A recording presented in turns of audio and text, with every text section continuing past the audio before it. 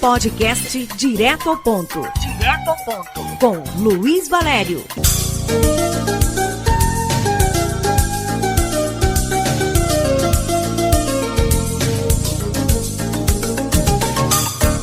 Olá, caros amigos do podcast Direto ao Ponto, tudo bem? Estamos de volta com o episódio semanal do nosso programa. E essa foi uma semana cheia de acontecimentos interessantes no mundo da política, não foi mesmo? Tanto aqui em Roraima quanto no Brasil. No nosso micro-universo roraimense, nós aqui do Direto ao Ponto lançamos a novidade Dropcast, o resumo de notícias do nosso podcast. É uma espécie de micro-podcast com duração de no máximo 3 minutos, com as principais notícias do dia, ou seja, uma espécie de podcast do podcast. Que louco, não? O podcast Direto ao Ponto é roteirizado, apresentado e editado por Luiz Valério, este amigo de vocês. A realização é da Verbo Digital Comunicação e Marketing.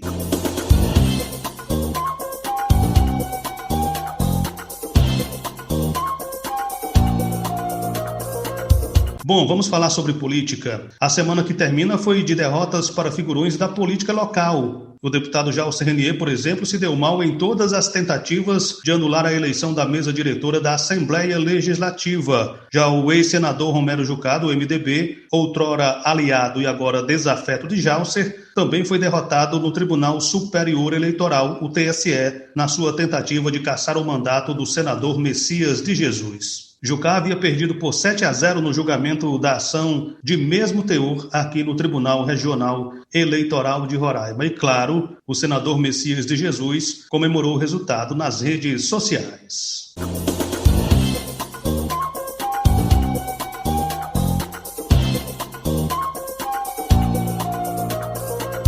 Seja parceiro do podcast Direto ao Ponto, meu amigo e minha amiga. Entre em contato conosco pelo e-mail luiz.valerio.silva@gmail.com ou pelo WhatsApp DDD 95 991 35 8757.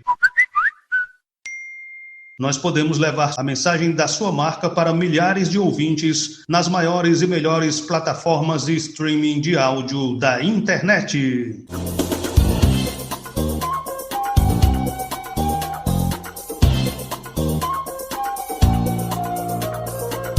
O deputado Soldado Sampaio chegou à presidência da Assembleia Legislativa decidido a mudar tudo por lá. Começou seu mandato desfazendo o feudo montado pelo seu antecessor, assim como descarrilhando o verdadeiro trem da alegria de servidores comissionados que existia por ali. Os milhares de cargos comissionados que faziam da Assembleia o exemplo mais pronto e acabado da falta de seriedade com a coisa pública foi completamente desmontado pelo novo presidente da Casa. Reunimos a mesa diretora do Poder Legislativo e optamos por fazer uma exoneração para discutir, de fato, a quantidade de cargo, a importância de cada cargo e, como é uma nova gestão, naturalmente passa por um processo, visto que são cargos de confiança da mesa diretora. Aproveitamos, inclusive, nomeamos servidores do quadro efetivo para ocupar a superintendência, assim como também outros superintendentes foram nomeados pessoas de extrema confiança da mesa diretora. Estamos avaliando, a intenção da mesa diretora é sim fazer redução na quantidade de servidores comissionados dentro do Poder Legislativo. Outra mudança imediata e absolutamente salutar feita por Sampaio foi a aprovação da proposta de emenda à Constituição do Estado de Roraima 001/2021, assim como a alteração no regimento interno da Casa, proibindo a recondução dos membros da mesa diretora para os mesmos cargos e na mesma legislatura. Dessa forma, haverá rotatividade ou alternância de poder na Assembleia Legislativa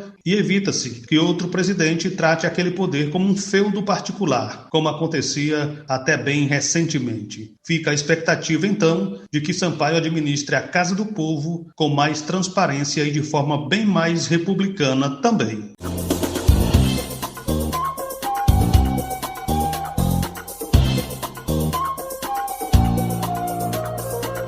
Enquanto isso, o deputado Jalcer Renier, inconformado com a perda da presidência da Assembleia Legislativa, tentou de todas as formas anular a convocação para a sessão extraordinária em que foi eleita a nova mesa diretora da Casa, com o Soldado Sampaio à presidência. Mas as tentativas naufragaram todas elas. Jalcer foi derrotado sucessivamente no Supremo Tribunal Federal, o STF, e também aqui no Tribunal de Justiça de Roraima. Como se não bastasse isso, o desembargador Almiro Padilha mudou de lado e passou a cobrar o julgamento célere dos processos que tratam de improbidade administrativa em tramitação na Corte de Justiça de Roraima. É preciso dizer que o Tribunal de Justiça tem uma penca de processos contra já o CRNE, esperando para ser julgados. A gente não está buscando apenas a condenação de quem cometeu a corrupção, de quem desviou dinheiro público. Nós também estamos absolvendo, eventualmente, aquela pessoa que é acusada injustamente e que, às vezes, um processo desses dura 10, 15 anos para se julgar. E quando a gente faz isto, nós do Judiciário estamos contribuindo com os desmandos. E estamos contribuindo também se tiver alguém acusado inocentemente. Então temos que julgar. Novamente eu digo, rei morto, rei posto. Meu caro amigo, minha caríssima amiga, eu acabei de lançar meu livro A Explosão do Podcast na Amazon. Acesse www.com.br e procura pelo termo Explosão do Podcast e adquire o seu exemplar. O livro está disponível nos formatos impresso e e-book.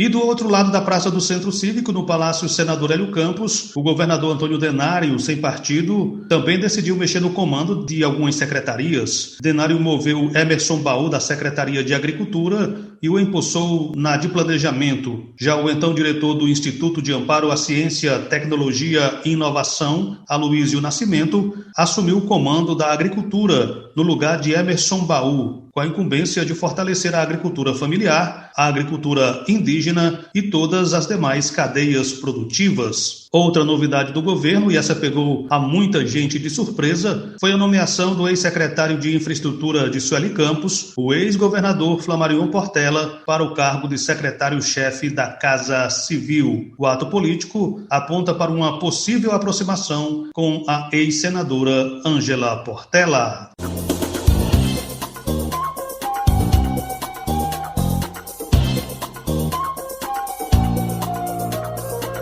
E a pandemia do novo coronavírus não dá trégua, hein, meu amigo e minha amiga? O prefeito de Boa Vista, Arthur Henrique, do MDB, foi o mais recente ilustre infectado pelo coronavírus. A coisa anda tão séria em Boa Vista, com o vírus se espalhando de forma desordenada, que o Ministério Público recomendou ao município que prenda as pessoas que desobedecerem ao decreto que estabelece normas de redução do fluxo de transeuntes nos espaços públicos e privados, assim como de isolamento social, cancelamento de festas e eventos e o uso obrigatório de máscaras. Quem insistir em colocar sua vida e a vida dos outros em risco vai parar no Chilindró. Está avisado.